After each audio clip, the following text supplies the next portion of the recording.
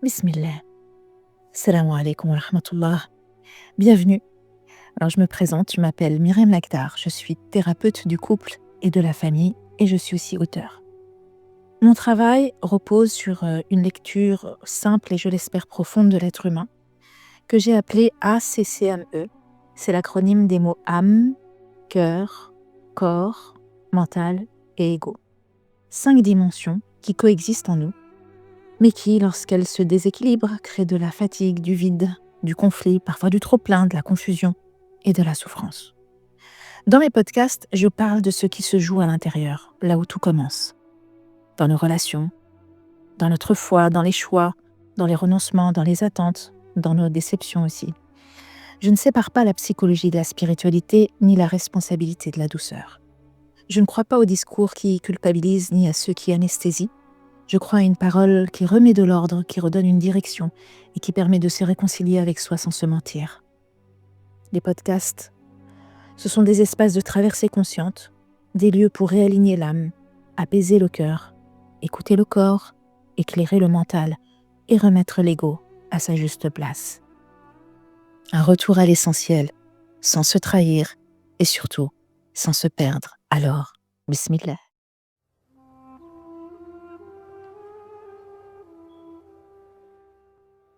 Bismillah.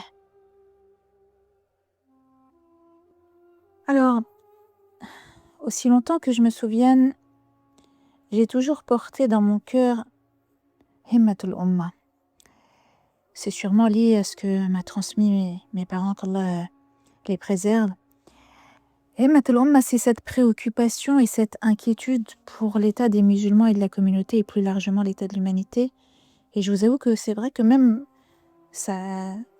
j'y pense avant de dormir, en dormant, enfin vraiment c'est quelque chose qui est plus fort que moi et que je ne saurais effacer.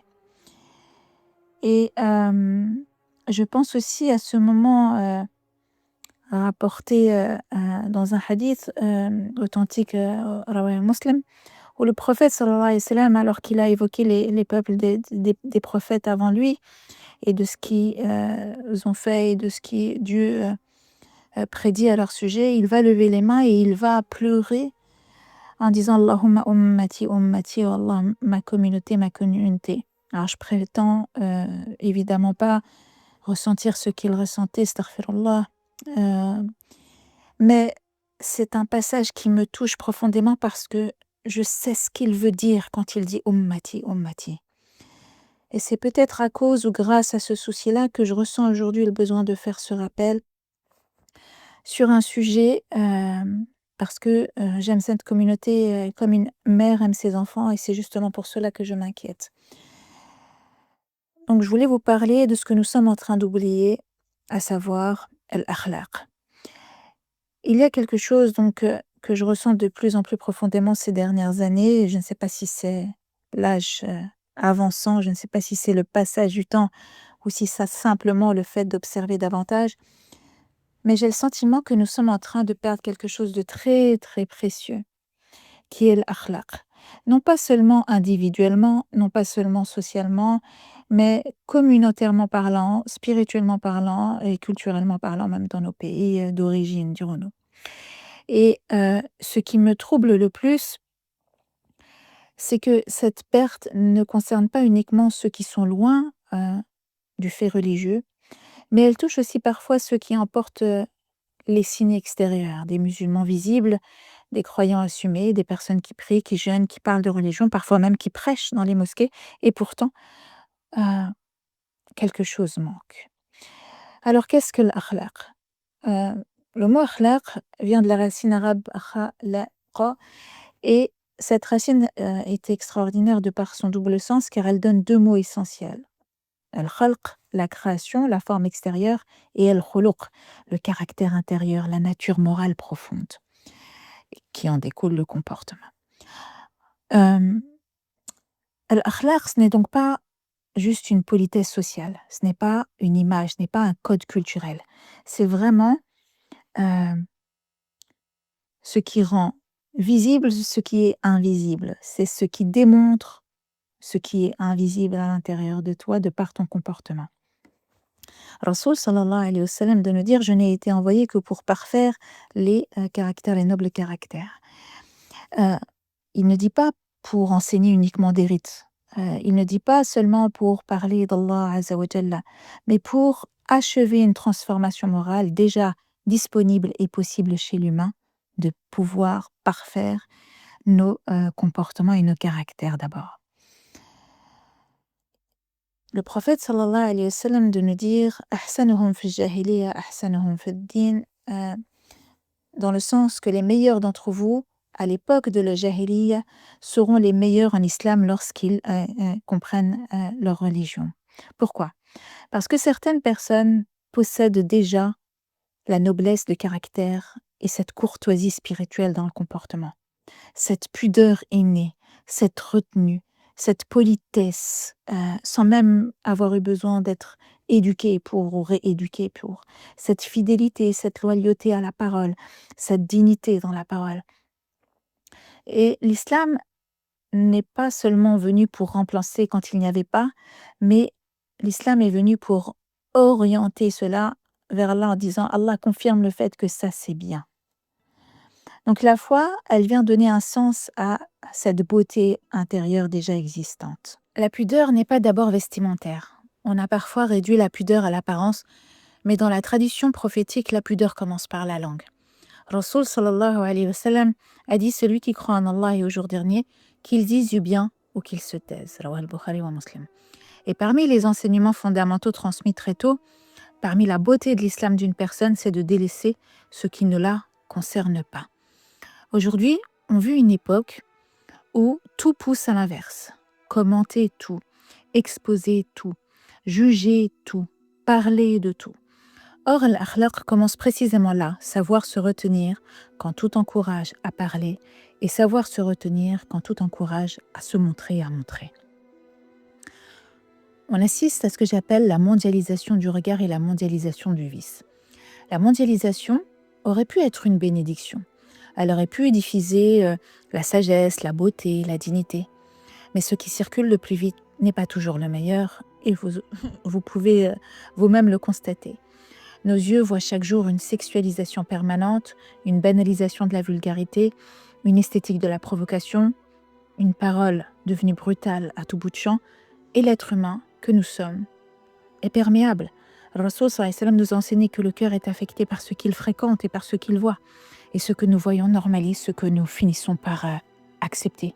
Non pas d'un coup, mais progressivement, silencieusement, jusqu'au moment où ce qui choquait hier devient banal aujourd'hui. Et le danger, c'est l'édulcoration. Le vrai danger, c'est pas seulement la désobéissance assumée. Le vrai danger, c'est la normalisation intérieure. Quand on commence à se dire, c'est pas grave, il n'y a pas mort d'homme, Myriam, tout le monde parle comme ça. À ce moment-là, l'akhlaq s'efface sans que la pratique disparaisse. Et c'est peut-être cela le test de notre époque. Avoir la forme religieuse sans perdre la profondeur morale. La génération qui a grandi avec la retenue ont remarqué cela. Il y a quelque chose que je remarque aujourd'hui, et peut-être que ça vient simplement du fait que je fais partie peut-être d'une autre génération, parce qu'en fait, on a grandi avec certains rappels très simples. Des phrases qu'on entendait enfant, des phrases qui nous suivaient puisque presque comme une conscience, on nous disait: fais attention, comment tu parles, ne parle pas vulgairement, ne banalise pas les gros mots, parce que la parole n'était pas considérée comme légère. Elle était considérée comme spirituellement lourde. On le sait, d'après un hadith du prophète sallallahu alayhi wa sallam, le serviteur peut prononcer une parole sans y prêter attention, qui le fait chuter en enfer plus loin que la distance entre l'Orient et l'Occident. Wallah al-musta'an. La langue peut élever, mais elle peut nous faire tomber trop bas. On sait aussi que le Rasoul sallallahu alayhi wa sallam nous a dit: le croyant n'est ni injurieux, ni grossier, ni obscène dans son langage. Rawah at-Tirmidhi. Ni injurieux, ni grossier, ni obscène.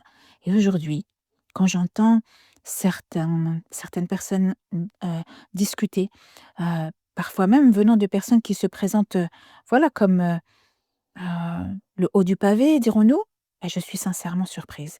Non pas choquée par jugement, mais surprise par le contraste. Parce que pour nous, la pudeur ne commence pas par le vêtement, elle commence par la bouche. On nous a appris, voilà, que la pudeur, avait un son, une tonalité, une manière et une façon de parler et que la pudeur fait partie de la foi. Et cette pudeur, elle n'est pas seulement visuelle, mais elle est aussi verbale. Et aujourd'hui, la vulgarité est devenue humoristique, la grossièreté est devenue un style, in, c'est ça, on va dire, plus tu grossier et la brutalité verbale est devenue une forme d'authenticité. Faut être cash, quoi, faut être trash. Comme si être vrai signifiait parler sans filtre. Alors que dans la tradition prophétique, la maîtrise de soi était la vraie force. Le prophète sallallahu alayhi wa sallam rougissait du manque de pudeur de certains. Et on a des versets du Coran qui ont été révélés par Dieu pour leur dire que le prophète sallallahu alayhi wa sallam, vous le mettez dans un inconfort de par votre manque de pudeur et votre impolitesse et votre façon comme ça d'entrer sans demander. Euh, Retenez-vous, ayez un comportement et un akhlaq. Euh, Et je me rends compte que ce changement, petit à petit, au fait il y a plus d'akhlaq, ça vient pas forcément bien sûr d'une mauvaise intention, mais ça vient, Allahu a'lam wa a'lam, mais d'une exposition constante. On vit dans un monde où les insultes font rire, la vulgarité fait des vues et l'excès devient normal. Et à force d'entendre, on s'habitue. Et à force de s'habituer, eh bien on reproduit. Et à force de reproduire, on ne remarque même plus ce qui est s'est perdu. Alors peut-être que je vais paraître, voilà, euh, vieille France, réac, je ne sais pas, mais ou exigeante. Mais j'assume de dire que la noblesse du langage fait partie de la beauté de notre éducation spirituelle. Vous le savez, la langue est le miroir du cœur et quand la langue se durcit, souvent, le cœur commence lui aussi à se durcir sans que l'on s'en rende compte. Et c'est peut-être pour cela qu'aujourd'hui, plus que jamais, nous avons besoin de revenir à l'akhlaq. Allah subhanahu wa ta'ala nous dit, rappelle, car le rappel profite aux croyants. Et le rappel, ce n'est pas un jugement. En tout cas, venant de moi, c'est un acte d'amour, comme une mère qui réveille son enfant avant qu'il ne manque quelque chose d'important. Ce n'est pas parce que les gens sont mauvais, c'est parce que nous sommes distraits. Nous vivons dans une époque de distraction permanente et l'akhlaq exige une chose devenue rare, la vigilance intérieure. Alors oui, on va et on doit et on peut résister parce que l'akhlaq, c'est ce qui protège le cœur et l'islam ne commence pas dans ce que l'on porte, mais il commence dans la manière dont on parle, la manière dont on regarde, la manière dont on respecte et dont on se respecte et la manière dont on se retient. L'akhlaq, c'est l'islam quand personne aussi ne te regarde. Et peut-être que la vraie réforme aujourd'hui ne consiste pas à ajouter plus de discours religieux, mais à redevenir des êtres dont la présence apaise, car la plus belle des dawas n'a jamais été un argument, c'était un caractère. Je viens d'une génération qui avait une appétence pour la dawa, et j'ai le sentiment que nous avons perdu presque sans nous en rendre compte le sens de la dawa par le comportement. Et là, heu, peut-être que, la dawa a disparu, la volonté de faire dawa, derrière le «sois toi-même». À une époque, on disait aux musulmans: «Soyez fiers d'être musulmans, ne vous excusez pas d'exister, n'ayez pas honte de votre foi». Et bien sûr que ce message était plus que nécessaire et il continue de l'être. Mais progressivement, quelque chose a glissé. Nous sommes passés de «Sois digne de ton islam» à simplement, «Sois toi-même avec tous tes défauts sans retenue». Comme si assumer son humanité signifiait ne plus chercher à s'élever, à s'éduquer et à avoir cet akhlaq. Bien sûr, personne ne nous demande de jouer les saints que nous ne sommes pas. L'islam n'a jamais exigé la perfection apparente, sinon on serait de ceux qui serrent la main aux anges, ce qui n'est pas. Mais l'islam a toujours demandé l'effort visible vers le meilleur et cette quête d'ihsan dans le comportement. Parce que la dawa, c'est pas seulement ce que l'on dit et j'ai envie de vous dire, c'est pas d'abord ce que tu dis, c'est ce que tu incarnes. Hem, heu, on va et on a comme, modèle le prophète sallallahu alayhi wa sallam, et on sait dans Surat Al-Qalam qu'Allah dit: «Et tu es certes d'un caractère, immense». Allah ne met pas en avant d'abord son éloquence, ni ses arguments, ni même ses actes rituels, il met en avant, son, khuluq, son caractère. Et aujourd'hui, parfois, j'observe une nouvelle façon d'être. Je montre tout de moi, même mes défauts, parce que je suis authentique. Mais il y a une différence entre être sincère et banaliser ce qui doit être combattu intérieurement et pas exposé aux yeux de tous. Il n'y a plus de honte et de pudeur dans le fait de gommer ses erreurs et ses péchés. Parce que la question devient alors pourquoi moi, si je ne suis pas musulmane, aurais-je envie de m'intéresser à ton message si ton comportement ressemble exactement au mien? Et plus encore, si ton islam ne t'a pas rendu plus doux, plus retenu, plus digne, plus apaisant.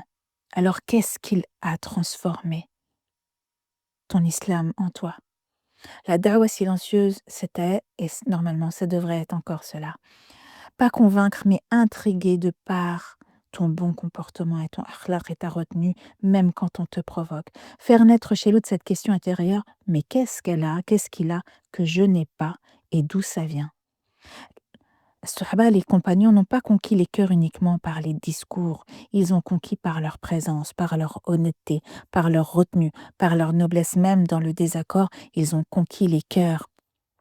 Ils prétendaient pas être parfaits, mais ils refusaient de normaliser leurs failles et ils les combattaient avec force et pudeur. Et peut-être que le danger d'aujourd'hui n'est pas que nous ayons des défauts, bien évidemment. Le danger serait de ne plus ressentir le besoin de les voiler devant les gens et de le corriger devant Dieu. Car l'akhlaq, ce n'est pas prétendre être meilleur que n'importe qui d'autre, c'est refuser d'ériger ses faiblesses en identité. Euh, il y a quelque chose que nous oublions souvent lorsque nous parlons de la dawa. Nous imaginons que la dawa euh, comme un prêche, comme un discours, comme une argumentation. Oui, bien sûr, ça en fait partie. Mais historiquement, on regarde que l'islam a gagné les cœurs non pas seulement et pas d'abord par la parole, mais par le comportement. Au tout début, par exemple, de l'histoire musulmane, notamment en Asie du Sud-Est, en Indonésie, en Malaisie et dans certaines régions de l'Inde, l'islam n'est pas arrivé par des armées ni par des prédicateurs institutionnels. Il est arrivé par la voie et le biais des commerçants musulmans.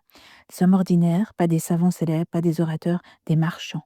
Et qu'est-ce qui a touché les populations locales? C'était pas un débat théologique qu'ils menaient, c'était leur akhlaq. Ils ne trichaient pas sur les balances, ils respectaient leur engagement, ils ne profitaient pas de l'ignorance des clients, ils étaient juste même quand personne ne regardait. Et dans des sociétés où la corruption commerciale était répandue, cela a créé une question chez les gens. Pourquoi ces hommes sont-ils différents? Et qu'est-ce qui guide leur comportement? Et avant même d'écouter leur religion, ils ont vu les fruits de leur religion. Et le Coran lui-même insiste sur cette éthique commerciale, on la connaît, un malheur à ceux qui frauduleusement diminuent les mesures et les poids. Parce que la justice dans les transactions était déjà une dawa silencieuse, mais une dawa puissante. L'islam s'est donc parfois propagé non pas parce que les musulmans parlaient beaucoup de leur foi, mais parce que leur présence rendait la foi crédible. Leur comportement était une preuve vivante que l'islam invite au bien. Ils n'avaient pas besoin de dire venez vers l'islam, les gens demandaient d'eux-mêmes quelle est cette religion qui vous invite à être comme vous êtes. Et peut-être que cela nous interroge et devrait nous interroger aujourd'hui. Avons-nous remplacé la dawa vécue par la dawa parlée? Avons-nous multiplié les discours tout en affaiblissant ce qui, historiquement, a en réalité le plus touché les cœurs? Car la première traduction de l'islam n'a jamais été une langue, c'était un comportement. L'akhlaq était la preuve avant même le message. Aujourd'hui, parfois, le message parle, mais la preuve est loin, loin, loin. Et d'ailleurs, aujourd'hui, même le monde du marketing a compris quelque chose que notre tradition spirituelle enseignait déjà depuis 14 siècles. Dans le business, on dit Don't tell me, show me. Ne me parle pas, montre-moi. Parce que ne me parle pas de ton produit sous-entendu, mais montre-moi son efficacité. Parce que les gens ne sont pas convaincus par ce que tu affirmes, ils sont convaincus par ce qu'ils observent. Et finalement, la dawa prophétique fonctionne exactement ainsi. Le prophète sallam n'a pas d'abord convaincu par des slogans. Il a d'abord été un amant surnommé Al-Amin, le digne de confiance avant même la révélation.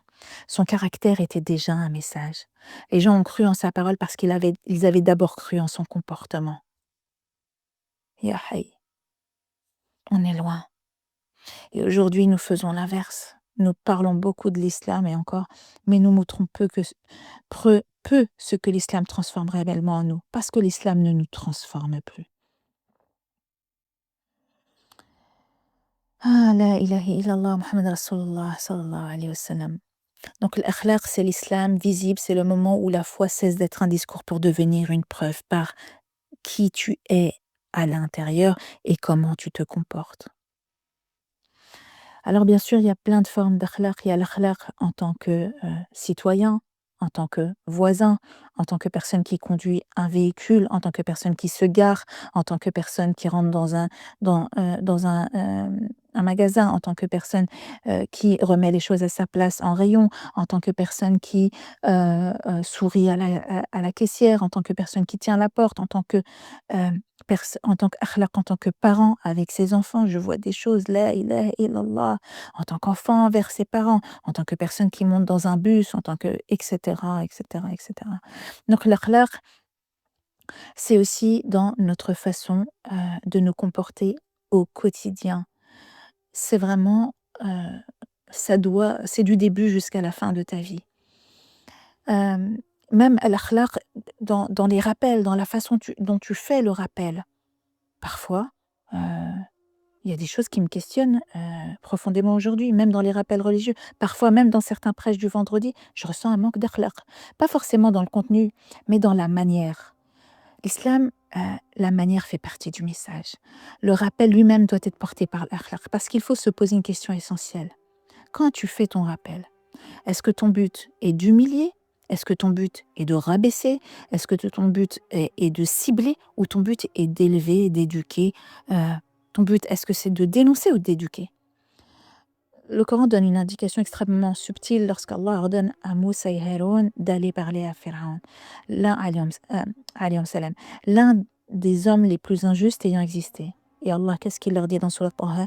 Parlez-lui avec douceur, peut-être se rappellera-t-il ou craindra-t-il.